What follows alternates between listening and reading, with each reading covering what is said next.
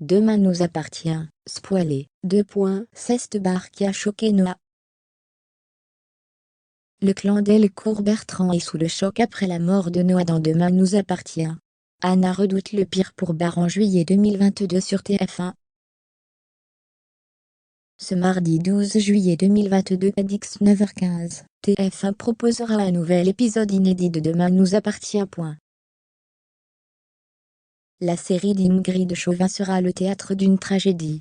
Noah trouvera la mort après avoir été victime d'une électrocution, consécutive à un acte de sabotage. Dans les prochains épisodes de Demain nous appartient, le clan Delcourt-Bertrand est sous le choc après la mort de Noah. Alex laisse éclater sa colère contre l'équipe de Martin. Il reproche à la police de ne pas avoir arrêté le saboteur du mât, qui avait déjà fait 2 blessés, Karim et Judith. La police est lucide que le décès de Noah n'est pas accidentel. Le câble de la laveuse industrielle a été sectionné.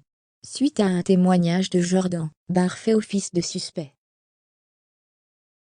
Mais le fils Valorta est introuvable. George estime qu'il a pu chercher à se venger d'Alex après la descente aux enfers de Flore. Sarah peine à y croire. Anna est en proie à une vive inquiétude. Elle redoute que Barr finisse par commettre une énorme bêtise. L'épisode du mercredi 13 juillet de Demain nous appartient se referme sur une image où Barr est ivre sur une route. Une voiture fonce droit sur lui. Dès lors, les scénaristes du feuilleton de TF1 ont-ils acté de provoquer une nouvelle mort choc? Quel sort ont-ils réservé à Barr, figure historique de DNA?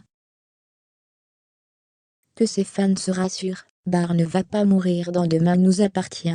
Le fils Valorta est retrouvé dans un état d'ébriété par la police au bord d'une départementale. Alors que George multiplie les découvertes accablantes, Barr finit par être en mesure d'être interrogé par Martin. S'il reconnaît qu'il en veut à Alex pour Flore, le fils Valorta clame son innocence. Il assure ne pas être lié au sabotage du mât.